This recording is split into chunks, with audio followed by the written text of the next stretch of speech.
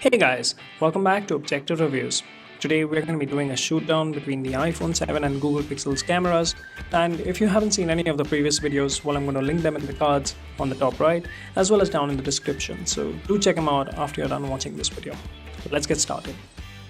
But a quick note before we do, all the images that you'll be seeing on the screen shot from both of these cameras are shot in HDR mode and are unedited.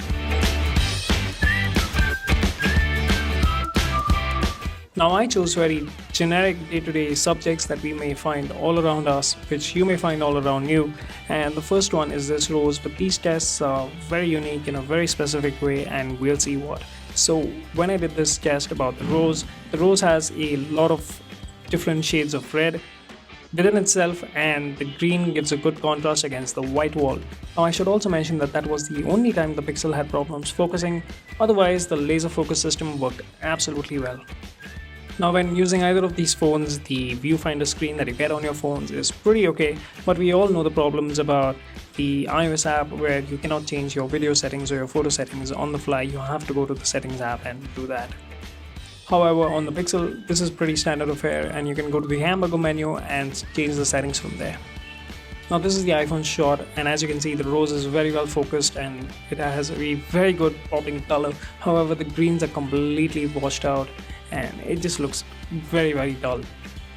On the other hand, you have the Pixel, which produces a much more balanced photo where neither the greens nor the reds are bumped up, and you can easily increase the saturation of both of these in post-production. So without a doubt, the Pixel definitely wins that round.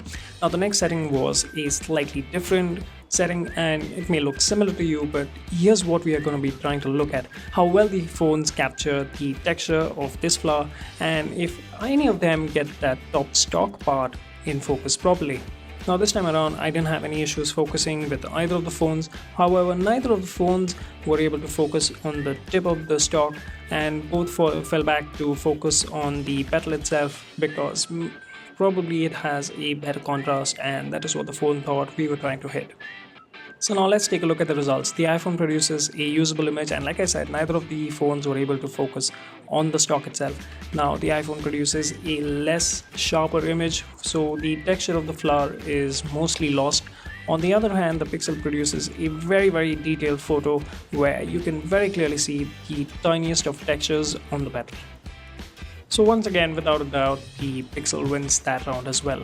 Next up, we are going to be taking a look at how it captures the sky and trees and leaves in your photo, a very generic setting that you may have around you anytime when you're out with your friends or family. So let's take a look at what the results yielded on either of these phones. Now HDR was turned on specifically on both of these devices for this test. Now the iPhone absolutely nails this one. The light green leaves are very well lit and there is very little loss of detail on the underleaves of the tree on the right. Now even the leaves of the coconut tree are very well lit. On the other hand, the Pixel has a very hard time distinguishing between the dark areas and the light areas on the underleaves of the right hand side tree, and even the leaves of the coconut tree are over sharpened and it just looks very bad. So for HDR, the iPhone definitely wins that round. Now the next test is the video stabilization on these devices. Now the iPhone 7 does a very good job, as you can see on the bottom right corner of your screen. It seems to do a very good job and there are no settings to turn on or off. And even if I deliberately start shaking the phone to start producing weird artifacts in the video, well, it handles that very well and does a very good job of stabilizing the overall footage.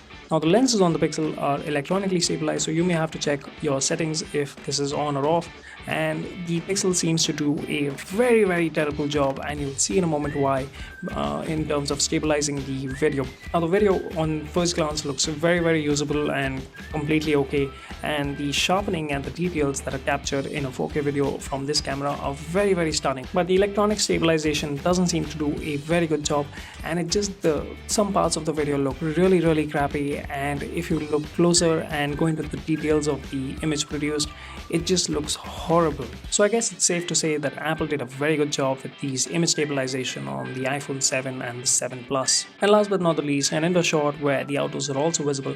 Now the iPhone does a very bad job and produces a lot of noise in the image.